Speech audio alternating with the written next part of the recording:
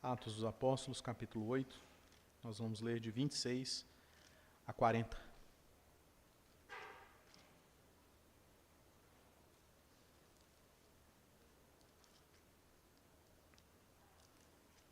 E assim nós vamos encerrar o capítulo 8 de Atos, com a conversão do eunuco etíope. Esse é o tema da pregação, a conversão do eunuco etíope.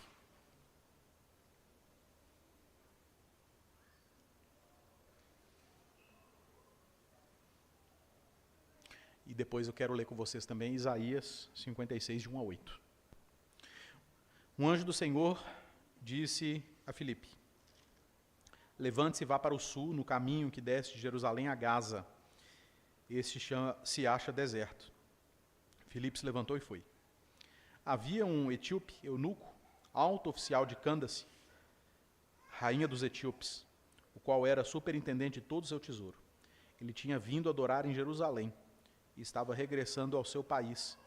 E assentando na sua carruagem, vinha lendo o profeta Isaías. Então o Espírito disse a Filipe: aproxime-se dessa carruagem e acompanha. Correndo para lá, Filipe ouviu que o homem estava lendo o profeta Isaías, então perguntou: o senhor entende o que está lendo? Ele respondeu: como poderei entender se ninguém me explicar? E convidou Filipe a subir e sentar-se ao seu lado. Ora, a passagem da escritura que ele estava lendo era essa: foi levado como ovelha ao matadouro, e como um cordeiro mudo diante do seu tosqueador ele não abriu a boca. Na sua humilhação lhe negaram justiça. Quem poderá falar da sua descendência? Porque a vida dele é tirada da terra. Então o eunuco disse a Filipe: peço que você me explique a quem se refere o profeta. Fala de si mesmo ou de outra pessoa? Então Filipe explicou, e começando com esta passagem das Escrituras, anunciou-lhe a mensagem de Jesus. Seguindo pelo caminho, chegaram a certo lugar onde havia água. Então o eunuco disse: eis aqui a água, o que impede que eu seja batizado? Filipe respondeu: é lícito, se você crê de todo o coração. Então ele disse: creio que Jesus Cristo é o Filho de Deus. Então mandou parar a carruagem, ambos desceram a água e Filipe batizou o eunuco. Quando saíram da água, o Espírito do Senhor arrebatou Filipe e o eunuco não o viu mais. E este foi seguindo o seu caminho cheio de alegria. Mas Filipe foi visto outra vez em Azoto e, seguindo viagem, evangelizava todas as cidades, até chegar a Cesareia. Apenas uma observação aqui antes da gente ir para Isaías 56. No versículo 37, tem colchetes, muito provavelmente. E se você for a referência do colchete, está dito assim, ó: o texto entre colchetes se encontra apenas em manuscritos mais recentes. Então, rapidamente, para você entender por que às vezes alguns textos da Bíblia aparecem entre colchetes. Existem dois tipos de texto bíblico. O texto crítico, que é utilizado pela NAA, pela NVI, e o texto recebido. O texto crítico, ele, às vezes, não considera como parte da Escritura, ou seja, canônico, as partes que são encontradas só em manuscritos mais recentes. E aí, para não deixar de colocar na Bíblia, eles colocam entre esses colchetes, para indicar, ó, esse texto aqui, ou pelo menos essa parte do texto, não aparece nos manuscritos mais antigos. Algumas pessoas que adotam a ideia do texto crítico nem pregam nesses textos. Então, eu vou pregar com base nesse texto, porque eu adoto a teoria do texto recebido, e não do texto crítico. Mas se um pastor que é da teoria do texto crítico estiver pregando a vocês, ele pula esse versículo, ele não lê essa parte aqui. Ele não lê a primeira parte de João 8, o texto da mulher adúltera, por exemplo, e alguns outros textos bíblicos. Porque entende que, olha, não é um texto que está desde o manuscrito, ou seja, do autógrafo, do original. A teoria do texto recebido, que aqui eu adoto, é de que além da inspiração, nós temos também preservação das Escrituras. E eu acredito que se não há nenhum tipo de contradição na parte dos novos manuscritos que são colocadas aqui, deve ser pregado como Escritura, porque significa que o Espírito Santo preservou essas partes e elas vieram até nós. Então, por isso que eu vou pregar esse texto. Perceba aqui, então, eu não vejo dificuldade nenhuma, mas você precisa saber por que tem colchetes em alguns textos da Bíblia, por causa disso. Então, pastor, eu tenho que desconsiderar esses textos em colchetes de maneira alguma. É texto recebido, o Espírito Santo, pela providência, preservou isso e trouxe isso para nós, nas nossas traduções, justamente para que a gente pudesse ser ainda mais enriquecido com o que a Escritura narra. Então, veja que aqui tem um detalhe muito importante. Se nós fôssemos desconsiderar esse detalhe, boa parte da teologia do texto ficaria deficiente. Então, é por isso que às vezes você vai ver textos entre colchetes. Não se preocupe com isso, não tem nenhuma dificuldade com esse tipo de texto. Na verdade, se eles estão aqui, é pela providência divina, desde que eles não contraditem o restante do cânon. E isso não acontece, é pela providência divina. E sendo assim, portanto, a gente deve adotar o texto recebido, o texto que Deus trouxe até nós. Há muita coisa boa para a academia dentro do texto crítico. Então, quando você está debatendo o texto, é importante conhecer, é importante você discutir, é importante você estudar a partir dele, fazer as comparações, as variantes textuais. São coisas da manuscritologia, não é uma coisa que compete a gente como igreja. Como igreja, a gente olha para a tradução e entende que a tradução é fidedigna, porque ela parte também da doutrina, não só da inspiração, mas da preservação do texto. Agora, vamos lá para Isaías 56. Eu vou pregar nesses dois textos hoje. Isaías 56, de 1 a 8. Esse texto de Isaías 56, de 1 a 8, foi o último texto que eu preguei no seminário. Então, eu preguei esse texto no meu último sermão de prova no seminário. E pregando esse texto, foi que eu tive maior clareza sobre como o Velho Testamento se cumpre no Novo. Exatamente porque o que se consta em Isaías 56, de 1 a 8, é o que acontece com o eunuco etíope.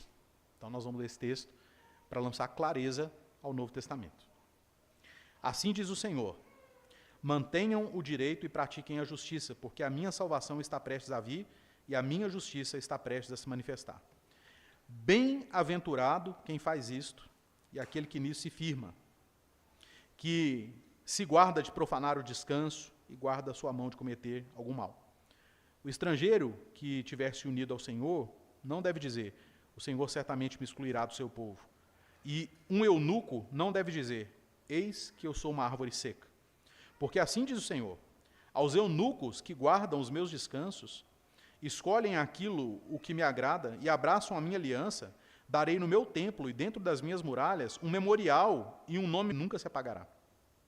Aos estrangeiros que se aproximam do Senhor para o servir e para amar o nome do Senhor, sendo deste modo servos deles, sim, todos os que guardam o descanso, não o profanando e abraçam a minha aliança, também os levarei ao meu santo monte e lhes darei alegria na minha casa de oração. Os seus holocaustos e seus sacrifícios serão aceitos no meu altar, porque a minha casa será chamada casa de oração para todos os povos. Assim diz o Senhor Deus, que congrega os dispersos de Israel. Ainda congregarei outros, aos que já se acham reunidos. Antes de nós orarmos, eu quero também que você faça um pequeno acréscimo no texto bíblico aí de Isaías 56, mais especificamente no versículo 3 e no versículo 6. Onde está escrito o estrangeiro, você vai acrescentar, antes do estrangeiro, a palavra filho. O filho do estrangeiro. E depois, aos filhos dos estrangeiros, lá no versículo 6. Porque a Ben, ali no capítulo 56, versículo 3, e a Benim, no capítulo 56, versículo 6. Então, se refere aos filhos. Aí eu vou expor primeiro Isaías, rapidamente, para vocês, a nível de contexto, depois nós vamos lá para Atos dos Apóstolos, para ver como que isso desdobra lá. Vamos orar. Senhor Deus, dá-nos discernimento e luz para entendermos esse texto. Para Isaías 52, nós temos aquilo que nós podemos chamar de Novo Testamento do livro do profeta Isaías. O que significa que tudo o que Isaías fala a partir do capítulo 52, versículo 13, diz respeito aos evangelhos, a Atos dos Apóstolos e as epístolas do Novo Testamento, incluindo Apocalipse. Isaías faz uma profecia expositiva daquilo que vai se cumprir nos evangelhos, em Atos, nas epístolas e em Apocalipse. Então, eu já dei, inclusive, uma tabela de leitura para vocês de Isaías em 15 dias, onde há essa divisão, essa marcação, para vocês entenderem completamente o texto do profeta Isaías, que é um texto muito difícil. Como nós vimos, em Isaías 52:13, até o fim do capítulo 53, nós temos o Cântico do Servo Sofredor, que narra, em partes, o próprio Evangelho, o Senhor Jesus Cristo encarnado, o Senhor Jesus Cristo humilhado, o Senhor Jesus Cristo morto, o Senhor Jesus Cristo sepultado, e também qual o resultado disso, que é o nascimento da igreja. Então, a partir do capítulo 54, nós vemos o início da igreja, tanto no Novo Testamento, a partir da ressurreição de Jesus, narrado nos Evangelhos, quanto em Atos dos Apóstolos. E aí nós vemos vários atos contínuos daquilo que acontece no Novo Testamento se desdobrando a partir dos próximos capítulos de Isaías. Salvação sendo entregue aos gentios no capítulo 55, conforme nós vimos na liturgia, e agora uma promessa aos filhos dos estrangeiros e aos eunucos, de também serem incluídos na aliança ao Senhor. Se você for caminhando em Isaías, você vai perceber que ele termina muito parecido com Apocalipse, falando de novo céu e nova terra, falando de uma restauração total, da vitória do Senhor sobre todos os inimigos.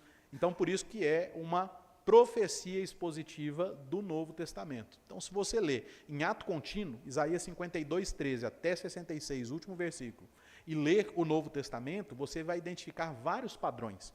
Então, é muito importante você ter isso em mente, para você entender que o que está sendo falado aqui, por exemplo, no capítulo 58, sobre os descansos, sobre o dia do Senhor, é a primeira vez que isso aparece, essa expressão, está se falando já ao dia em que o Senhor Jesus ressuscitou, ao dia que nós reservamos para o culto sagrado. Então, tudo que Isaías fala, a partir do capítulo 52:13, é expositivo, profético, mas expositivo do Novo Testamento. E no capítulo 56, nós temos uma tensão muito interessante aqui, que são sobre os filhos dos estrangeiros e os eunucos. Então, só para vocês entenderem o contexto. Os estrangeiros que iam para Israel e tinham filhos ali, quando morriam, aquilo que eles haviam construído, geralmente era negado para os seus filhos, como herança. Porque como eles não eram israelitas de nascença, os israelitas julgavam que eles não tinham direito sobre a terra, que a compra que eles faziam, na verdade, era arrendamento. Então imagine só, você se muda para Israel. Chegando lá, você faz negócio com um israelita e compra um pedaço de terra com ele. Aí ali você constrói a sua casa, você começa a plantar, você começa a cuidar de bicho, e aí você começa a prosperar e vai comprando outras terras, outras casas, outros animais. Aí o homem, o chefe da casa, morre, o que se pressupõe? Que as coisas que ele comprou vão ficar para os seus filhos, como herança. Mas os israelitas diziam assim, não, não, não. É nosso. Porque como ele não é daqui, não foi compra, foi arrendamento. Então tudo aquilo que ele tinha prosperado era tomado da mão da viúva e dos órfãos e era entregue aos israelitas. E às vezes, usando até o princípio de que seria dado ao templo, que seria um direito ao Senhor, daquilo que o Senhor havia feito prosperar na vida do estrangeiro. Então o direito era negado aos filhos dos estrangeiros. Eles ficavam sem herança. E qual que é a promessa do Senhor para os filhos dos estrangeiros? Fiquem tranquilos, porque se vocês estiverem em uma aliança comigo, se vocês reservarem o meu dia para vocês, se vocês não fizerem o que é mal, ainda que tomem essas coisas de vocês, o que eu tenho a dar a vocês é muito maior e muito superior. Então a promessa de Deus para os filhos dos estrangeiros é a seguinte, a herança que eu tenho para dar é maior do que a herança que os pais de vocês estão deixando. Ainda que vocês sofram essa injustiça, não tem problema, porque vocês vão herdar a terra. Vocês vão herdar todas as coisas, e não só um pedacinho de chão ali em Israel. Então essa é a primeira coisa que a gente precisa entender. E os eunucos eram aqueles oficiais de alto escalão que geralmente tinham o órgão sexual retirado, para que eles não se envolvessem sexualmente com as esposas dos faraós, com as esposas dos imperadores, ou com as filhas das casas dos imperadores e dos faraós. Então Potifar, lembra lá de Gênesis? Ele era um eunuco. Muito provavelmente, inclusive, por isso que a esposa dele quis ter relações com José. Daniel e os seus amigos lá na Babilônia são chamados de eunucos. Eles estão sob a direção do chefe dos eunucos. Então, quanto maior o patamar do indivíduo, maior era a chance dele se tornar um eunuco, dele ter o seu órgão sexual retirado, para que ele não se envolvesse com a alta cúpula daqueles que o contratavam para o serviço. E é isso que Atos dos Apóstolos evidencia. O eunuco etíope, ele era um alto oficial da casa de Cândace. Ele governava todo o tesouro, por isso ele era eunuco. E também, por quê? Ele não teria descendentes. Então o eunuco era alguém que não teria filhos. Era alguém que não teria descendência. O nome dele acabaria ali. Então você precisa entender, dentro do contexto do Antigo Oriente e da Antiguidade de maneira geral, o quão importante era deixar descendentes. Porque isso envolvia o nome da pessoa. E envolvia o nome dos ancestrais daquela pessoa. Então era uma vergonha não ter filhos. Era uma vergonha que o nome fosse extirpado. Tinha gente que tinha dado o nome antes, com descendência, e você tinha que continuar isso. E geralmente as pessoas buscavam grandes feitos para que o nome delas fosse estabelecido com um grande feito. Então, o que os imperadores buscavam? O engrandecimento do nome. Por quê? Porque aí o busto deles ficaria na cidade, escreveriam poemas sobre eles. O nome era muito importante. E a geração era muito importante porque dava perpetuidade a esse nome. Então o eunuco, ele, embora ocupasse essa alta posição, ele jamais teria descendência. O nome dele se encerraria ali. E aí o Senhor está prometendo aos eunucos, ainda que vocês não tenham filhos e filhas, eu vou dar um nome a vocês maior do que o que filhos e filhas podem dar, porque eu vou colocar o nome de vocês no meu santuário. Eu vou colocar o nome de vocês em um lugar de evidência. É melhor do que filhos e filhas. O que Deus está fazendo aqui é consolando aqueles que guardam a sua aliança. Então, o filho do estrangeiro vai receber herança.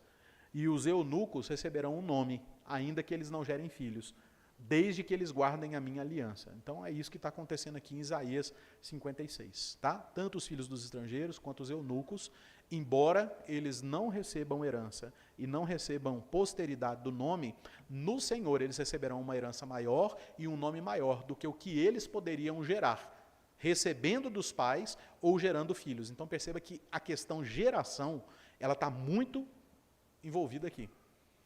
Alguns não vão receber dos pais e outros não vão dar para os filhos, porque não têm filhos.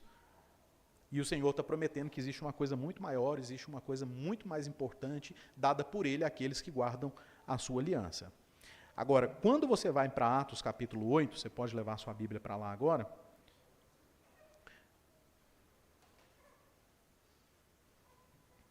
você percebe que, em certa medida, as duas coisas se cumprem, porque o eunuco, além de ser eunuco, ele é também estrangeiro, ele é etíope. Então, ele tanto não teria herança em Israel, em Jerusalém, quanto também não deixaria um nome, uma posteridade. Mas aprove ao Senhor cumprir Isaías 56 na vida dele, e é isso que nós vamos aprender hoje. Então, a primeira coisa que eu quero mostrar para vocês no texto é como Filipe foi chamado para pregar para esse homem. No versículo 26 é dito assim, ó, um anjo do Senhor disse a Filipe. Então veja que não é o anjo do Senhor, aqui você não tem um artigo definido, é um anjo do Senhor. Então significa que qualquer mensageiro do Senhor chegou a Filipe, dizendo que ele devia se levantar, que ele devia ir ao caminho de Jerusalém para Gaza, porque ali havia um homem que precisava ouvir o evangelho.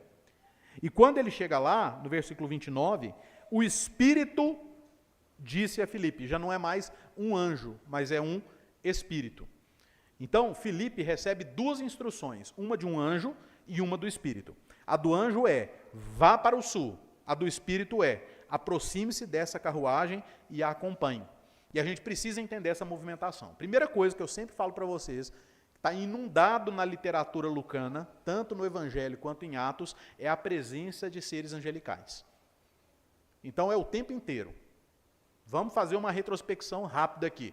Lá em Lucas, no Evangelho, nós temos anjo falando com Zacarias sobre o nascimento de João Batista. Nós temos anjo falando com Maria. Nós temos anjo falando com José. Nós temos anjos falando com os pastores quando Jesus nasceu. Nós temos anjos cantando no nascimento de Jesus. Depois nós temos anjos presentes na ressurreição de Jesus, removendo a pedra e falando com as mulheres. Na ascensão de Jesus, tanto em Lucas quanto em Atos, nós temos anjos olhando o Senhor Jesus ascendendo aos céus e consolando os discípulos. E agora nós estamos vendo aqui um anjo chegando a Filipe dizendo para ele, ó, vai para o sul, porque Deus tem uma missão específica para você lá. Então a atividade angelical era muito presente nessa época. Muito presente, muito visível. Não é só em Lucas e em Atos, a gente vê isso em outros momentos da Bíblia também, no Novo Testamento, mas era uma atividade muito presente. O que eu sempre gosto de destacar com vocês quando nós falamos de aparecimento de seres angelicais, em primeiro lugar, é que eles falam na língua do indivíduo, não existe um idioma angelical. Então é sempre bom frisar isso. Eles não falam em um idioma que o indivíduo aqui não entende. Eles vêm ao indivíduo e falam no idioma do indivíduo, tanto no Velho Testamento quanto no Novo Testamento. Então, muito provavelmente, ele tenha falado em hebraico, no Velho Testamento, todas as vezes que anjos apareceram lá, em aramaico, em algumas vezes, e no Novo Testamento, ou aramaico ou grego. E o registro das palavras é também no idioma em que o público original lia. Então, a gente percebe que não existe um dialeto angelical, um dialeto em que os anjos falam. Se existe, ele não é revelado na Escritura. A gente não vê anjo falando em língua de anjo, e nem gente falando em língua de anjo. Todas as vezes que os anjos se comunicam com os homens, eles falam na língua dos homens. E todas as vezes que os homens respondem aos anjos, eles respondem na língua dos homens. Caso houvesse, muito provavelmente ficaria registrado. Então veio um anjo do Senhor e falou em línguas angelicais com Filipe, tal coisa, e Filipe recebeu um dom para entender essas línguas angelicais, e aí ele falou ao anjo no seu idioma. Ou ele falou ao anjo numa língua de anjo, porque Deus deu a ele o dom de falar em línguas de anjos. Então, o que a gente percebe é que, se houver, pela hipótese lá de 1 Coríntios 13, uma língua angelical, ela não é falada dos anjos para os homens e nem dos homens para os anjos, muito menos entre os homens. Então não faz o menor sentido um irmão falar com outro irmão em língua angelical. É o que Paulo vai ensinar em 1 Coríntios 12, 13 e 14. Se você quiser aprender mais sobre isso, a partir de terça-feira eu vou falar sobre dons espirituais no nosso estudo bíblico, expondo 1 Coríntios 12, 13 e 14. Mas o que a gente vê é uma ordem de um anjo dizendo: levante-se e vá para o sul, no caminho que desce de Jerusalém a Gaza. Este se acha deserto. A obediência de Filipe, ele se levantou e foi. Então eu quero destacar algumas coisas aqui. Primeiro, esse chamado de levante-se e vá, ele não soa parecido com algum outro chamado da Bíblia para vocês? Jonas. Não é assim que Deus diz a ele? Levante-se e vá a Nínive e pregue contra ela. Jonas desobedece ao Senhor em protesto, porque embora a mensagem do Senhor fosse para a destruição de Nínive, Jonas sabia que o Senhor era misericordioso a ponto de quebrar o coração dos ninivitas para que eles se convertessem ao Senhor e então o Senhor desistisse de destruir tudo. E foi exatamente o que aconteceu. Jonas não tinha um coração disposto para a salvação dos ninivitas. Aqui nós temos uma pessoa de extrema obediência. Porque, primeiramente, não foi o próprio Senhor que falou com Filipe, mas foi um anjo. E Filipe deu ouvidos ao anjo e foi em direção aonde o anjo havia apontado para ir. E perceba que quando ele chega lá, é o Espírito que fala a Filipe, que é uma imagem mais próxima de Deus falando com Jonas lá no Velho Testamento. Porque agora o próprio Deus, de alguma forma, fala com Filipe. Como o Espírito fala com Filipe? A Bíblia não é clara em dizer. Mas várias vezes em Atos, isso acontece. O Espírito impede de pregar em um lugar, o Espírito leva para pregar em outro lugar, o Espírito diz isso, o Espírito diz aquilo. Então não dá para saber se é um sopro que vinha e Filipe entendia, se era uma visão em sonho como vinham as profecias. Não dá para saber, mas o que dá para saber é que na distância do lugar onde se havia de ir para pregar, foi o anjo quem falou com Filipe. Filipe obedeceu e chegando perto de onde se havia de pregar, o Espírito fala a Filipe. O que tem de tão importante nessas duas pessoas falando com Filipe? Por que não o anjo de novo e por que não o Espírito na primeira vez? A ideia aqui, meus irmãos, é de que quão mais perto chega aquele que vai anunciar o Evangelho, daquele que está para ouvir o Evangelho, o Espírito se aproxima, porque é o Espírito quem traz iluminação, entendimento e quebrantamento de coração para que a mensagem seja efetiva. Em outras palavras, o que o texto está evidenciando é que Filipe não estava ali à toa. Ele realmente exporia a palavra de Deus ao eunuco etíope, e o Espírito Santo que estava ali falando com Filipe, também falaria ao eunuco etíope, e ele se converteria ao Senhor. Então perceba que há uma questão de proximidade aqui. O anjo envia para ir, e é interessante porque ângelos significa mensageiro, então o mensageiro envia um mensageiro, e quando o mensageiro chega perto daquele que é para receber a mensagem, é o Espírito que já está ali. Apóstolos dizendo, siga essa carroça, pregue para quem está lá dentro, e a conversão acontece. O que a gente precisa entender é que o Espírito Santo, ele está plenamente envolvido no nosso serviço de evangelização.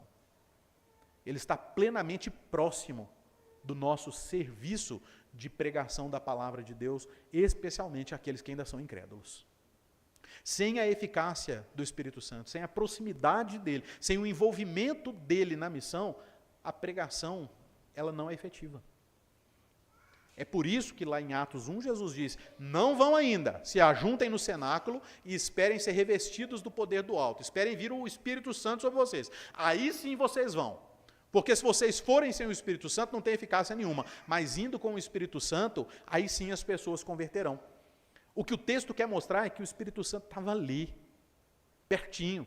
Filipe não estava indo só pela ordem ou sugestão de um anjo. Filipe não estava indo na força do seu próprio braço ou em persuasão humana. Mas o próprio Espírito Santo estava direcionando. Ó, agora que você chegou no lugar onde você deveria estar, a pessoa com quem você vai falar está ali. Aí você vai chegar até aquela pessoa vai te chamar para subir na carroça e você vai pregar o Evangelho a ela. O Espírito Santo esquadrinhou tudo, e no momento oportuno ele se manifesta a Filipe, dizendo, é ali. Você tem pedido discernimento do Espírito Santo, orientação, direção, para pregar o Evangelho a incrédulos?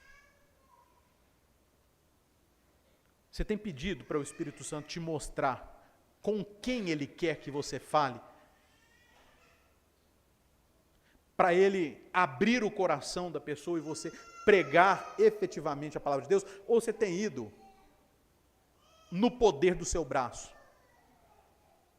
na tentativa do seu próprio argumento? Ou pior, você nem tem ido. Não tem nem falado.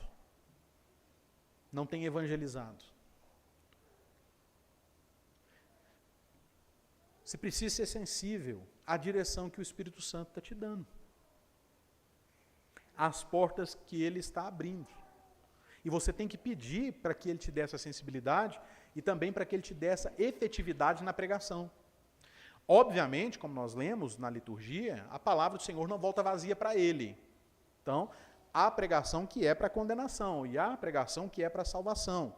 Em ambos os casos, nós estamos na dependência do Espírito Santo, de abrir ou não o coração do indivíduo. Mas nós precisamos ter sensibilidade, nós precisamos ter orientação, nós precisamos ter direção e nós precisamos ter dependência do Espírito Santo.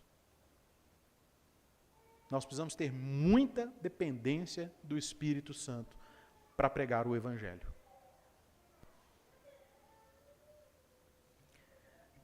Ao que parece, esse evangelismo, ele não foi tão difícil assim, porque o texto diz que esse eunuco etíope, ele tinha vindo adorar em Jerusalém, significa que era um prosélito, significa que ele, embora etíope, embora gentil, ele já havia conhecido Yahvé, ele já havia conhecido o Senhor, e então, convertido ao Senhor, ele vinha a Jerusalém para adorar, para as festas, quem sabe, ele vinha a Jerusalém para prestar o seu culto, para prestar o seu serviço a Deus. Na linguagem de hoje, é como se ele fosse, então, um simpatizante à fé ou um frequentador de igreja. No entanto, ele ainda não era uma pessoa convertida ao Senhor, porque ele não tinha pleno entendimento da palavra de Deus, e por mais que ele tivesse ido a Jerusalém para adorar, ele ainda não adorava da maneira como o Novo Testamento impõe a adoração em espírito e em verdade. Ele ainda estava adorando nas sombras do Velho Testamento. Então é muito importante, em primeiro lugar, a gente aprender isso. Nem todo mundo que frequenta a igreja, ou nem todo mundo que tem contato com o Evangelho há muito tempo, nem todo mundo que conhece um pouco de Bíblia, é de fato convertido. Há pessoas que têm contato com a Escritura, que leem a Escritura, que entendem algumas coisas e que dizem até crer nas coisas escritas nela, mas ainda não são convertidos ao Senhor. E isso é muito evidenciado no Novo Testamento, irmãos. Como, por exemplo, Jesus, depois de 3 anos caminhando com os discípulos, chega para Pedro e diz assim: Pedro, quando você se converter, apacenta as minhas ovelhas. Pedro tinha dito que Jesus era o Cristo, filho do Deus vivo, mas depois ele pisou na bola, dizendo: Senhor, essas coisas de maneira alguma vão te acontecer. Pedro tinha dito: Senhor, eu não sou como os outros, de maneira alguma eu vou te abandonar. E chegou até a cortar a orelha de um homem para defender o Senhor, esbravejante, mas depois negou o Senhor por 3 vezes. Voltou a ser um pescador, até que o Senhor Jesus aparece para ele naquele dia, na beira da praia, chama ele e pergunta sobre o amor. Você me ama, Pedro? Você me ama, Pedro? Você me ama? Então apacenta as minhas ovelhas. Agora parece ter havido uma genuína conversão. O que é determinante ali? O amor de Pedro pelo Senhor, para ele ser considerado como alguém convertido e alguém apto a pastorear as ovelhas. Ao que parece, o eunuco era uma dessas pessoas simpáticas à fé, era uma pessoa de boa vontade, a quem Yahvé estava se revelando pouco a pouco, mas agora ele teria um vislumbre total da fé. Detalhe, mesmo ele sendo um prosélito, um gentil que ia adorar em Jerusalém, havia algo que ele jamais poderia receber dentro da velha aliança. Ele não poderia ser circuncidado. Mas na nova aliança, esse homem é incluído pelo batismo. Então perceba como o Senhor, ele gradativamente vai se revelando. Talvez cada um de nós aqui tenha esse tipo de experiência com o Senhor. Comigo foi assim. Ouvi o Evangelho por várias e várias vezes. Vários evangélicos falaram do Senhor para mim. Cheguei aí em uma igreja, cheguei aí em outra, mas aquilo ainda não fazia sentido, meu coração ainda não estava disposto. E pouco a pouco, o Senhor foi revelando misericórdia, graça e a si mesmo, até que em um momento eu realmente fui trazido a Ele. O recebi como único, suficiente Salvador e passei a servi-lo. Então, muitos de nós têm histórias assim, de resistência, ou de um conhecimento ainda vagaroso, de dificuldade em saltar na fé, em conhecer pouco e daqui a pouco estar conhecendo muito. Mas perceba, isso não é uma exclusividade nossa. Isso aconteceu com quem andou com o Senhor Jesus Cristo durante 3 anos. Isso aconteceu com alguém que saía de onde morava para ir a Jerusalém para adorar, o que demonstra fidelidade. Mais à frente nós vamos ver a casa de Cornélio, um homem que também orava e entregava esmolas em nome de Deus. O Senhor recebia as orações dele, aceitava as esmolas que ele fazia em seu nome, mas que ainda precisava de uma revelação mais ampla, de uma revelação maior, precisava se converter ao Senhor. E Pedro é enviado lá para poder elucidar para ele o que realmente é o Senhor e o que realmente é o culto devido ao Senhor, qual era o sinal da nova aliança e assim por diante. Ele tinha vindo adorar em Jerusalém. No entanto, assim como a mulher samaritana, assim como muitos judeus naquele período e judeus hoje, adoravam o que não conhecia, pelo menos não conhecia plenamente. Quanto a isso, meus irmãos, nós precisamos pensar o seguinte: nós precisamos necessariamente conhecer mais do Senhor, e isso não implica tão somente em frequentarmos a igreja. É possível que você frequente a igreja por anos e não entenda absolutamente nada da Escritura, se você não tiver diligência para isso. É possível que você fique só nos rudimentos, no básico da fé, durante décadas, frequentando a igreja todos os domingos, mas sem crescer um sequer centímetro na sua fé. Deus se revela pela Escritura. E se você não for assíduo na leitura, no estudo, em ouvir a exposição da Escritura, você pode frequentar a igreja o tempo que você quiser, que você não vai crescer na fé. Você vai continuar estagnado. E é triste ver pessoas que estão há 10, 20, 30, 40, 50 anos na fé, neófitas em assuntos que às vezes são até cruciais quanto à fé.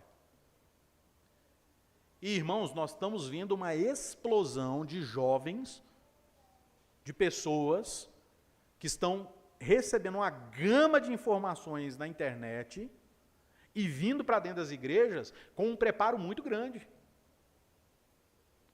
Com perguntas difíceis, com boa teologia, preocupadas com confessionalidade. É o que mais temos visto. Por quê? Porque estão diligentes no estudo da palavra de Deus. Muitas vezes, eu sou perguntado assim, fulano de tal, tem muitos anos que é crente? Não, tem 1 ano. Peraí, mas ele fala de coisas que eu nunca ouvi falar. Ele sabe de coisas que eu ainda não sei. Mas por quê? Ele está sendo diligente. Conversava com um presbítero ontem, por WhatsApp, amigo meu, inclusive visitará a igreja, se Deus quiser, em janeiro, muito ansioso para nos conhecer pessoalmente. Falou que sabe até o nome de alguns irmãos, por eu falar aqui, falar na escola dominical, para fazerem perguntas. E ele me dizia sobre o contexto da igreja dele. Uma igreja grande, em torno de 400 membros. Ele diz assim, aqui nós temos pessoas que são a 3ª geração de presbiterianos. Pessoas que estão entre 30 e 40 anos de idade. 3ª geração de presbiterianos. Então, os avós eram presbiterianos, os pais eram presbiterianos e eles são presbiterianos de nascença, estão com 35, 40 anos de idade. E, às vezes, não sabem os rudimentos da fé, não sabem os principais pontos da teologia reformada, não sabem nada de princípio regulador de culto. Às vezes, têm dificuldade de achar determinados livros da Bíblia. E aí ele falou, tem gente nova chegando, há 1, 2, 3 anos, que já está assumindo diaconato, presbiterato, indo para seminário e fazendo com que a igreja funcione. Ele falou, e a gente acha isso lamentável, e de fato é lamentável. Então, preste bem atenção nisso. Só frequentar a igreja não é suficiente. Eu não estou aqui dizendo que você não tem de frequentar a igreja. Você tem de vir à igreja. É um dever cristão e uma forma de edificação, porque os meios de graça são administrados a você aqui. No entanto, só isso não é suficiente. Você precisa ter leitura da Bíblia diária. E não é só ler. Embora eu ache muito legal aqueles propósitos de ler a Bíblia em 1 ano, é muito válido, mas você está lendo e entendendo? É a pergunta que Filipe faz para o eunuco. Você entende o que lê? Ele fala, como é que eu vou entender se não há quem explique? É quase que uma oportunidade para Filipe dizer assim, então para que está lendo? Ler a Bíblia é muito importante todos os dias, mas entender o que se está lendo todo dia é mais importante ainda. Então, se você está naquela correria, vou ler a Bíblia toda em 1 mês, eu te aconselho, a não ser que você tenha 8 horas por dia para você ler a Bíblia toda em 1 mês, a refrear. Você tem sim de ler a Bíblia toda, e isso deve ser um ato contínuo. Então, esses planos de leitura anual são uma bênção. Mas você precisa entender o que você está lendo, você precisa anotar, você precisa pesquisar. Porque ler por ler e depois você não saber o que você leu, não resolve muito o seu problema. Não vai te trazer edificação e santificação. Como que você vai ser santificado se você não sabe o que você leu? Jesus disse em João 17:17, a tua palavra é a verdade, santifica-os na verdade que é a tua palavra. Foi o que ele ensinou. Então a santificação vem pela palavra. Se eu leio a palavra e não entendo, como que eu vou ser santificado? Certa vez eu contei para os irmãos que nós estávamos sabatinando uma pessoa, pastor, muitos anos de ministério. Perguntamos os 10 mandamentos para ele, ele não sabia falar os 10 mandamentos. Como é que você se santifica então, meu irmão? Porque você não sabe aquilo que é crucial, a lei de Deus, de onde todos os pecados são expostos, porque todo pecado está relacionado à quebra do decálogo. Se você não sabe os 10 mandamentos, como é que você sabe que você está pecando? Por faro? Por senso comum? Por sentimento triste do coração? Por remorso? Então, meus irmãos, nós precisamos estudar a Bíblia. Então, eu vou te dar algumas dicas para você estudar a Bíblia, para que você não seja só um frequentador de igreja, para que você não seja só alguém que vem à igreja no domingo. Então, a primeira aplicação, a primeira dica que eu vou te dar para você ser uma pessoa que vai crescer na fé, tá? Que vai te fazer adorar melhor a Deus e que vai fazer você conhecer mais a Deus. A primeira delas é, reserve o dia do Senhor para Ele. Lembra que lá em Isaías 56, esse era um requisito para as bênçãos aos filhos dos estrangeiros e eunucos, aqueles que guardam o meu descanso. Então, faça do domingo um dia de edificação. Venha à igreja pela manhã, cultue a Deus, ouça a palavra de Deus, fique para a escola bíblica dominical, aprenda a palavra de Deus na escola bíblica dominical, levante a mão, faça as perguntas, interaja. Vá para a sua casa, almoce, descanse um pouquinho, faça culto doméstico no domingo, repasse a liturgia do culto do domingo, ou converse com a sua família, com os irmãos que você está recebendo naquele dia na sua casa, sobre as coisas concernentes ao culto e à escola bíblica dominical, coisas concernentes ao reino do Senhor. E à noite, volte para o culto para continuar sendo edificado na pregação lecto contínua. E aí, quando você chegar em casa à noite, não vá desviar os seus pés. Vá refletir sobre tudo que você aprendeu durante o dia do Senhor. Esse é o primeiro passo para você crescer espiritualmente. Segundo passo para você crescer espiritualmente. Faça de todo possível para você frequentar o estudo bíblico da igreja, nas terças-feiras. Se não dá mesmo para você vir, eu trabalho nesse horário, ou não consigo chegar a tempo, assista. Aí você usa esse paliativo, mas isso é um paliativo. Agora, se você consegue vir, não fique com preguiça de frequentar o estudo bíblico de terça-feira. Se você consegue remanejar alguma coisa, remaneje e venha para o estudo bíblico de terça-feira. Porque no estudo bíblico de terça-feira, você vai estudar com mais profundidade vários temas da fé. Então, por exemplo, nós vamos começar essa semana agora, dons espirituais, versículo por versículo, de 1 Coríntios 12, 13 e 14. Que é um assunto que eu tenho certeza que você tem dúvida, e eu também tenho certeza que você nunca estudou do jeito que você vai estudar aqui na terça-feira. Os estudos são preparados com muita diligência, com muito carinho. Eu compartilho com a maior parte dos irmãos da igreja, especialmente com os presbíteros, sobre o que eu vou falar. Tiro ideia com eles. Eles falam, pastor, eu acho que aqui tem que ser mais claro. Pastor, aqui eu acho que tem que ser assim. Então, são coisas preparadas com diligência para a sua edificação, para você crescer. Para você não deixar de lado a edificação semanal. Terceira dica para você crescer espiritualmente. Leia a Bíblia todos os dias, de manhã e de noite. De manhã você lê a Bíblia para você nortear o seu dia, para você ficar digerindo aquilo que você leu no decurso do seu dia. Nem que seja um versículo, leia com entendimento, é melhor que você ler um capítulo sem entendimento, leia um versículo com entendimento e comece a refletir sobre aquele versículo. O dia inteiro, ruminando, que chama. O dia inteiro tentando digerir aquilo, vendo várias áreas da sua vida, onde aquilo vai ao encontro, onde aquilo vai de encontro, onde aquilo te bate, onde aquilo te conforta, e fique ruminando aquilo durante o dia todo. No fim do dia, você lê a Bíblia de novo, você estuda a Bíblia de novo, nem que seja um versículo com entendimento. Para você perceber como naquele dia, você realmente conseguiu colocar em prática o que você tinha lido pela manhã, e qual é a sua expectativa para o dia seguinte, a partir do que você está lendo à noite. O que isso quer dizer? Que o seu primeiro pensamento do dia vai ser concernente às coisas do Senhor. E que o seu último pensamento do dia também vai ser concernente às coisas do Senhor. Então você vai viver um dia a partir da palavra de Deus e você vai encerrar o dia a partir da palavra de Deus. Ou seja, tanto ao levantar quanto ao deitar, é a palavra de Deus que vai estar inundando a sua mente, o seu coração, e as preocupações do dia, elas vão sendo colocadas em segundo lugar. Você vai dormir com a consciência da palavra de Deus. Por isso que a Bíblia é muito enfática. Salmo 1, por exemplo. Medita na palavra do Senhor de dia e de noite. Não é dia e noite, como se fosse o dia inteiro meditando, mas é de dia e de noite. De dia, uma porção, à noite, outra porção. E em quarto lugar, mantenha uma vida saudável de oração. Não adianta nada você ler Bíblia, não adianta nada você frequentar a igreja, não adianta nada você vir às atividades, se você não orar. A oração, ela caminha junto com o estudo da Bíblia. Porque a Bíblia é um livro escrito por homens, mas pelo sopro do Espírito. Então é necessário que você seja letrado, que você seja alfabetizado para ler, mas é necessário também que você tenha um coração e os olhos espirituais abertos para entender a palavra.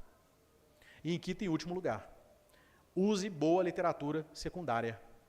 Então leia bons livros sobre todos os temas possíveis da fé cristã.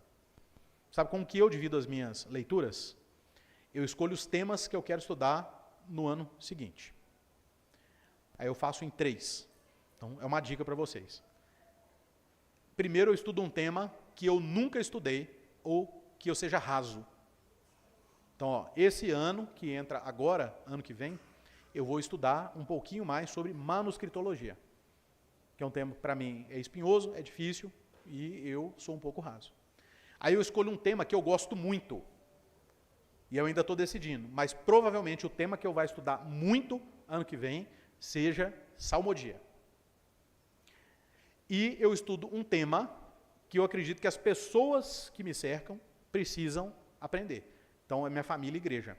Então, ano que vem, eu vou ler muito sobre família pactual, família da aliança. Porque quando nós terminarmos o Apocalipse na escola dominical, eu pretendo fazer uma grande série de exposições na escola dominical sobre família e igreja no propósito de Deus. Então, nós vamos nutrir as famílias da nossa igreja. Tem muita criança nascendo, muita gente casando, graças a Deus. Tem 4 casamentos para o ano que vem, e eu já estou contando que vai ter um 5º aí, tá? Então, você que está solteiro, a responsabilidade é sua. E mês de maio é um bom mês para você casar, tá bom? É maio, e tem um outro mês aí que está sem aniversário de casamento. Depois a gente pergunta para a Raíla, ela passa para vocês aí, você já pode escolher essa data. Eu pretendo fazer pelo menos uma mão cheia de casamentos, e eu quero batizar pelo menos 10 crianças ano que vem, tá? Então está na responsabilidade de vocês aí, né? Eu também vou ver se eu contribuo aí com mais uma criança para batizar. Vamos ver. Então, eu faço assim a divisão dos livros que eu leio. Então você precisa ler também literatura secundária. O que é literatura secundária? Livros de teologia. Pastor, não sei o que eu leio, me procura, que eu vou te orientar. Você quer ler sobre qual assunto? Ó, esse aqui é um bom autor, esse aqui é um bom livro, esse livro está em bom preço, comentários bíblicos. Então, eu quero estudar Gênesis, compra um bom comentário de Gênesis, comentário de Calvino, tem ali na livraria. Compra o comentário de Calvino. Aí você vai estudar Gênesis lendo o que Calvino escreveu sobre aquele texto. Tem a minha exposição em Gênesis, são 89 pregações, estão lá no canal do YouTube. Vou estudar Gênesis, estuda aquele trechinho, assiste a minha pregação, ouve a minha pregação e aquilo vai te ajudar. Então, esse estudo diligente é o que vai fazer você deixar de ser um frequentador de igreja para ser realmente um crente maduro, que cresce na fé, que rompe na fé, que se santifica, crê no Senhor e se apega ao Senhor dia após dia. Não fique na superficialidade. Então, veja, o eunuco, ele era alguém que tinha esse impulso, era alguém que tinha essa intenção, era alguém que ia à casa do Senhor, mas ele não era alguém que conhecia o Senhor profundamente. Então, deixe de ser só um frequentador de igreja e passe a ser uma pessoa madura na fé. E por fim, irmãos, caminhando aqui para o final, veja que é onde a pergunta crucial acontece. Versículo 30 e 31 diz assim: Filipe perguntou, o senhor entende o que está lendo? E ele respondeu, como poderia entender se ninguém me explicar? Aí você vai se perguntar uma coisa. Espera aí, mas ele não está voltando de Jerusalém? Ele não foi lá adorar? E outra, se ele tem esse manuscrito aqui, muito provavelmente havia uma sinagoga no lugar onde ele morava. Como ele diz assim, como eu vou entender se não há quem me explique? Você pode estar se perguntando isso. Espera aí, ele está vindo de Jerusalém, ele tem um manuscrito na mão, como que não tem alguém para explicar ele? Ele não está vindo lá de Jerusalém? Ele não foi ao templo adorar? Será que o pessoal lá não explicou nada para ele? A resposta clara é não. E às vezes, quando tentavam explicar alguma coisa, explicavam errado. Lembre-se que todas as vezes que Jesus pregava no pátio do templo, ou que Jesus pregava em uma sinagoga, as pessoas reconheciam o ensino de Jesus, porque diziam, ele não é como os escribas e fariseus, mas ele ensina com autoridade. Em outras palavras, ele sabe explicar o texto. Então, aquelas pessoas que tomavam conta do templo e das sinagogas, não sabiam explicar o texto. Não sabiam dar respostas. Essa semana foi lançado um vídeo, depois vou encaminhar no grupo da igreja, de um grupo de cristãos lendo o Velho Testamento para judeus. Só que eles estavam lendo o Velho Testamento para judeus no Novo. As citações. E aí eles liam Isaías 53 e falam assim, e onde está esse texto? No Novo Testamento ou no Velho Testamento? Isaías 53. Está no Novo Testamento ou no Velho Testamento? Sabe o que eles diziam? Deve estar no Novo. Porque quando eles faziam a leitura, entoando a leitura, eles pensavam, está falando do Messias, está falando de alguém, então isso aí é coisa de cristão. Eles falavam, não, isso é Isaías 53. Aí eles falavam, Isaías escreveu isso? Eles não tinham noção do que Isaías estava dizendo. Por isso o eunuco pergunta aqui, o profeta fala a respeito de si ou fala a respeito de outro? Os judeus não sabiam interpretar isso e não sabem até hoje. Aí leram outras passagens do Velho Testamento para os judeus, e eles falam, não, isso só pode ser coisa do Novo Testamento. Não, é do Velho, foi o profeta Isaías que disse isso, foi o profeta Jeremias que disse isso, e eles ficavam assim, não pode ser, não é possível que ele disse isso. Eles dizem, é ele que disse, e o cumprimento disso está em Jesus, porque olha como esse texto é citado no Novo Testamento. Aí liam o Novo Testamento para eles, eles ficavam chocados, porque eles não conseguiam interpretar. Há inúmeras escolas de rabinato, tanto do período que antecede Jesus, período de Jesus, período posterior de Jesus. Paulo chama de fábulas judaicas. Eles começavam a inventar um monte de coisa. Eu já falei de algumas para vocês aqui. Os judeus diziam assim, que quando Moisés foi colocado à margem do rio, para escapar da perseguição, a correnteza levou ele, e aí ele estava quase morrendo, e ninguém tinha visto ele, a filha de Faraó ainda não tinha visto ele. Aí veio um anjo do céu e deu uma palmada no bumbum de Moisés, ele começou a chorar, aí a filha de Faraó viu ele, foi lá e pegou ele. Fábula judaica, invenção. Outra, quando é dito que a rocha do deserto acompanhava os israelitas, vocês acreditam que nas fábulas judaicas eles dizem que essa rocha era uma grande pedra de estimação de Miriam, como se fosse um pet dela. E é por isso que depois que anuncia a morte dela, não aparece mais essa rocha, porque a rocha parou de seguir o povo, porque a dona da rocha tinha morrido. Fábulas judaicas. Eles ficavam inventando um monte de coisa, e inventam até hoje, um monte de coisa. Aí você tem a Cabalá, você tem os Midrashes, você tem toda essa coisa de fábula judaica, mas você não tem uma interpretação consistente do Velho Testamento. O que torna, de fato, os judeus do passado e de hoje indesculpáveis no que diz respeito ao reconhecimento de Cristo como Messias, porque era possível saber que era ele. E o eunuco estava em dúvida justamente sobre isso. O profeta fala sobre si ou ele fala sobre outro? E então Filipe, cheio do Espírito Santo, explica ao eunuco. Veja, começando desta passagem da Escritura, anunciou-lhe a mensagem de Jesus, pregação expositiva. Então agora o Espírito Santo colocou diante do eunuco alguém que realmente sabe ler, interpretar, pregar e aplicar o texto. Não com fábulas judaicas, mas com a fiel interpretação hermenêutica de que a Bíblia interpreta a Bíblia. E os acontecimentos narrados no Velho Testamento estão cumpridos no Senhor Jesus Cristo. Por isso, meus irmãos, vocês precisam encher a cabeça de vocês com pregação expositiva. Não ouça qualquer pessoa e nem qualquer coisa, não. Não ouça um pastor que abre a Bíblia, lê o texto bíblico, sai do texto bíblico, passeia fora do texto bíblico, esquece do texto bíblico e nunca mais volta para o texto bíblico. Que fica dando testemunho, que chora, que pula, que canta, que corre para um lado e para o outro, que fala um monte de coisas, que dá um monte de afirmação, ainda que as afirmações pareçam ser bíblicas, mas que não expõe o texto. Então, obviamente, aqui na nossa igreja nós temos um zelo muito grande com a pregação expositiva, tanto eu quanto os presbíteros quando assumem o púlpito na minha ausência. Mas eu não tenho condições de controlar o que você assiste na internet. Mas como pastor eu quero te orientar, cuidado com quem você ouve na internet. Não é todo pastor que é de confiança. Não é todo pregador que expõe o texto bíblico com fidelidade. Você tem de tomar cuidado com quem você ouve. Não adianta você vir aqui, me ouvir pregando, ouvir os presbíteros pregando, chegar na sua casa e colocar para assistir David Leonardo, Pablo Marçal. Uns avisos para vocês aqui, especialmente os jovens. Iago Martins, um grande perigo à teologia. Além de outras características que eu não quero ficar citando aqui, porque o púlpito não é lugar para isso. Mas teologicamente falando, um perigo. Pastor Anderson Silva, agora se declarou abertamente ecumênico e flertando a se tornar romanista. Já está caminhando com padres. Falando que oração aos santos não é idolatria, porque os santos estão vivos e podem nos ouvir e interceder por nós. É aquele da machonaria. que orientou as famílias da igreja. Se você está com algum problema no casamento, está com algum problema em relação com os filhos, falte o culto e vá comer uma pizza, como se uma pizza fosse resolver o problema dentro do casamento ou na educação com os filhos. É esse aí. Não tem como você sair daqui ouvindo pregação expositiva e ouvir o pastor que fala uma coisa dessa.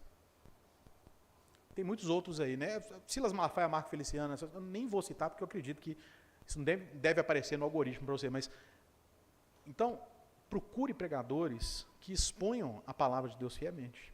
Eu fiz uma lista várias vezes no boletim, mas ouçam o reverendo Frank Brito, ouçam o reverendo Alan Kleber, ouçam o reverendo Augusto Breiner.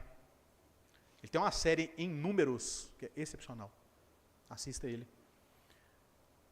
Ouça o reverendo Ageu Magalhães, um homem muito piedoso, sério, firme, com boa pregação. Tem muita gente boa para você ouvir na internet. Não ouça qualquer pessoa.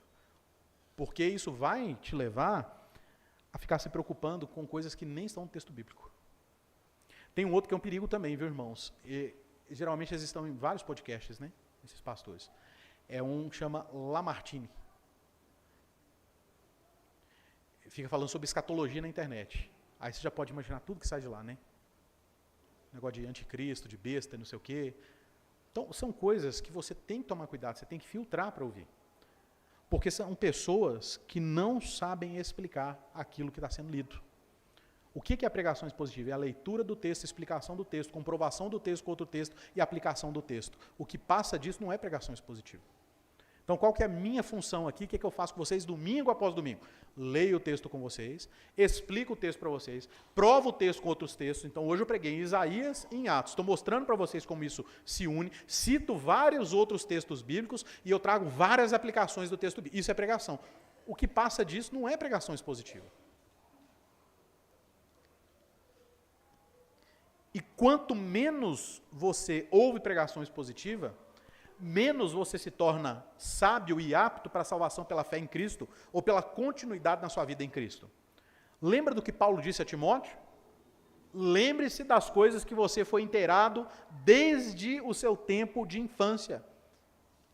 As sagradas letras, que te tornaram sábio e apto para a salvação pela fé em Cristo Jesus.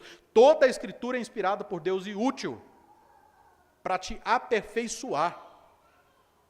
E aqui a citação é ao Velho Testamento, porque a Escritura era só o Velho Testamento naquela época. Não tinha nada a ver com o Novo Testamento. Então, meus irmãos, lembrem-se de que a pregação expositiva da palavra de Deus, ela é crucial para a nossa santificação, para a nossa conversão ao Senhor. Ele creu de todo o coração e confessou que Jesus Cristo é o Filho de Deus a partir de Isaías 53. Olha que coisa linda. A partir de Isaías 53 ele disse, então eu creio que Jesus é o Filho de Deus. É esse que está sendo falado aqui. Então ele recebe aquilo que foi profetizado pelo próprio Isaías. Ele é incluído na aliança. Agora pelo batismo, não pela circuncisão que não lhe era possível. E de fato, ele recebeu um nome que nem filhos e filhas poderiam dar para ele. O nome dele é inscrito no livro da vida. E o nome dele fará parte do santuário de Deus. Embora nós não saibamos o nome desse homem, o registro da história dele está marcado para nós há 2000 anos, de maneira que nem filhos e filhas poderiam testemunhar. De fato, a palavra do Senhor se cumpriu. Nós sabemos quem é o eunuco etíope, e não pelos filhos dele, mas pela aliança que o Senhor estabeleceu com ele no batismo. Que Deus nos dê graça para seguir firmes nos caminhos dessa aliança. Vamos orar. Senhor Deus, nós te louvamos e te bendizemos pela sua palavra, pela vida desse nosso irmão, o eunuco etíope, que se converteu ao Senhor, foi batizado e recebeu um nome muito maior e melhor do que filhos e filhas, e que nós ainda conheceremos na eternidade. Nós te louvamos pela eficácia do Espírito Santo na pregação, e te louvamos pela pregação expositiva, te louvamos pela leitura, explicação, comprovação e aplicação do texto. Que o Senhor preserve a minha vida e o meu ministério fiel à palavra do Senhor, e como dos presbíteros dessa igreja que também assumem o púlpito na minha ausência. E que a nossa igreja ame cada vez mais a exposição da palavra do Senhor, buscando bons pregadores para ouvir, para se inteirar das coisas concernentes ao teu reino, a salvação e a santificação da vida. É a nossa oração, gratos e no nome de Jesus. Amém.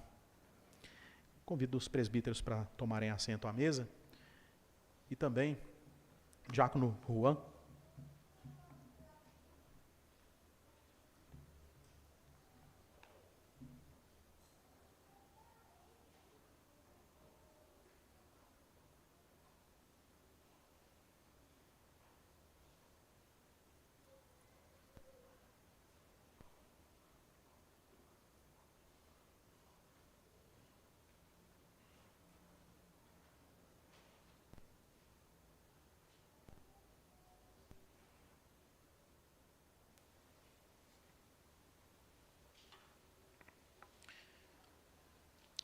Novamente nós viemos à casa do nosso Pai e novamente o nosso Pai nos serve uma refeição nessa visita que nós fazemos à casa dele.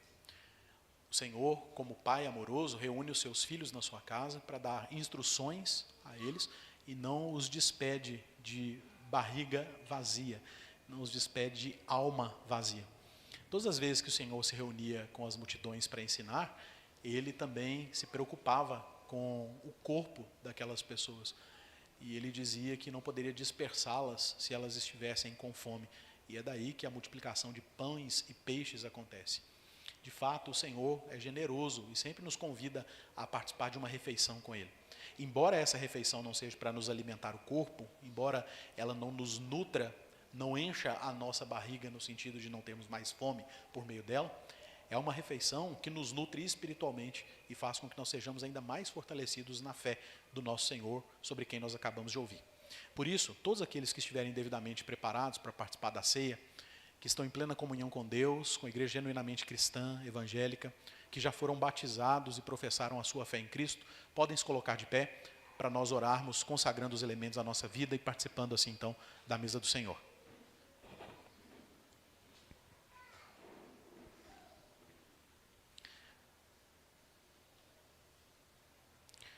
Senhor Deus e Pai, mais uma vez nós estamos aqui para ceiar. Sabemos que a ceia é do Senhor e o Senhor mesmo é quem nos convida para tomar assento nessa mesa.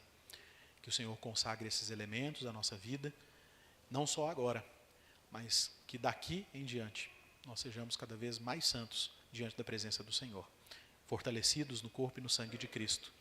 Em nome dele nós oramos. Amém.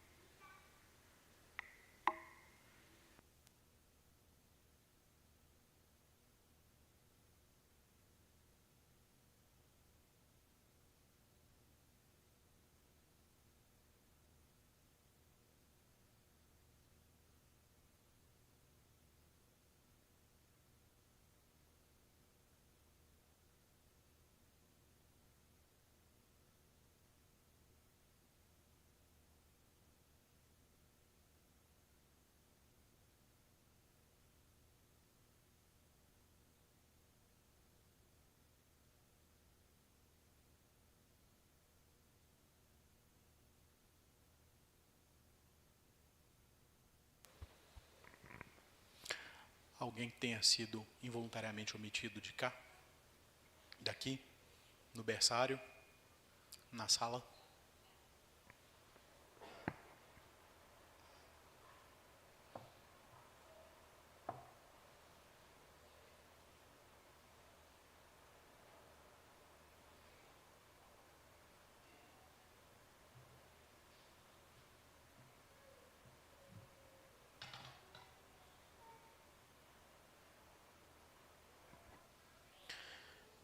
O corpo do Senhor Jesus Cristo, conforme nós lemos no profeta Isaías, capítulo 53, é aquele que levou sobre si as nossas enfermidades, nossas transgressões e que nos trouxe a cura para a doença mais perniciosa que temos, que é o pecado. É dito em Isaías 53 que ele trouxe redenção a muitos, e de igual forma, o Senhor Jesus Cristo naquela noite disse que por muitos era o seu sacrifício de corpo e derramamento do sangue. Nós temos o privilégio de fazer parte desses muitos a quem o Senhor Jesus Cristo decidiu salvar. Em certa medida, nós fazemos parte daquela profecia dolorosa de Isaías. E por isso, com alegria, nós certamente fazemos parte da profecia de Isaías 54, que diz que nós tivemos uma viuvez breve, isso porque o nosso noivo morreu, mas logo ressuscitou, de corpo e alma, e nos garante a ressurreição também. Crendo nessas verdades, para a nossa santificação, participemos do corpo do nosso Salvador.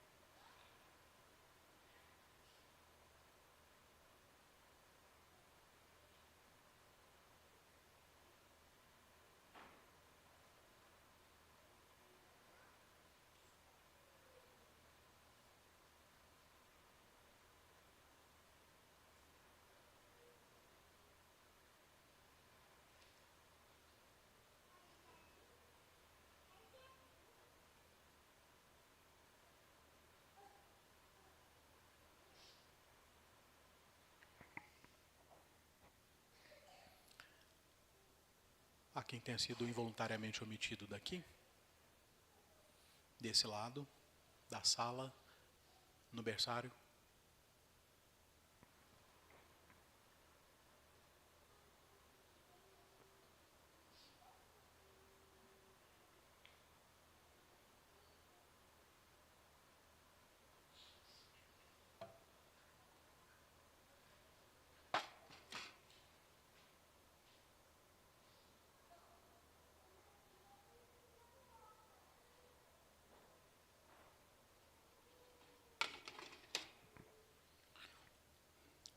O profeta Isaías, no capítulo 1, narra as palavras do Senhor dizendo: venham e ponderemos a questão.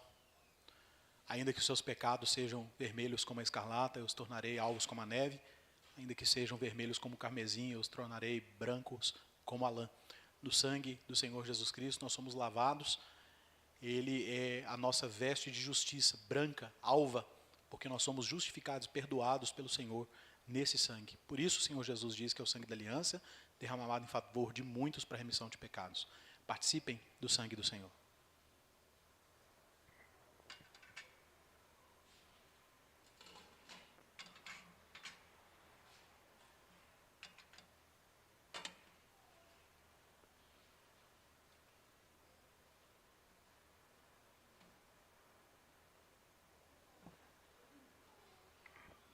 Em resposta ao que nós ouvimos e nós celebramos, nós vamos entoar o cântico do Salmo 117, com todos de pé, e assim nós vamos encerrar o nosso culto. Ao Senhor Deus todos devem render louvor, inclusive os gentios, todos aqueles que moram nas extensões da terra. Do mesmo jeito que aquele eunuco etíope foi alcançado, nós também fomos, em um lugar mais longe do que os confins da terra naquele período. Louvado seja Deus por isso. Vamos cantar.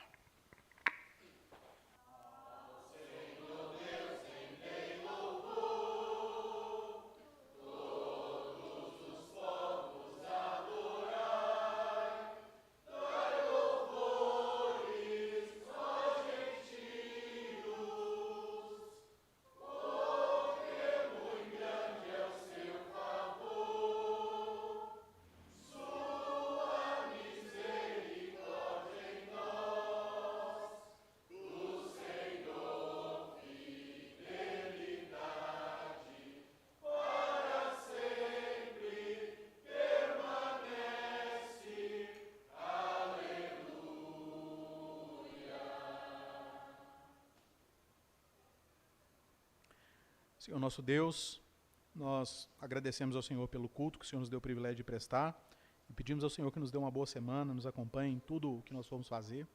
Que o Senhor nos revista de santidade, de intrepidez no Espírito para pregarmos a Tua palavra. É a oração que nós fazemos em nome de Jesus. Amém. E que a graça do Senhor Jesus, meus irmãos, o amor de Deus, o nosso Pai, e as consolações, a companhia e os cuidados do Espírito Santo estejam sobre vocês, sobre todos os nossos irmãos espalhados sobre a face da terra de agora e até o dia final. Amém.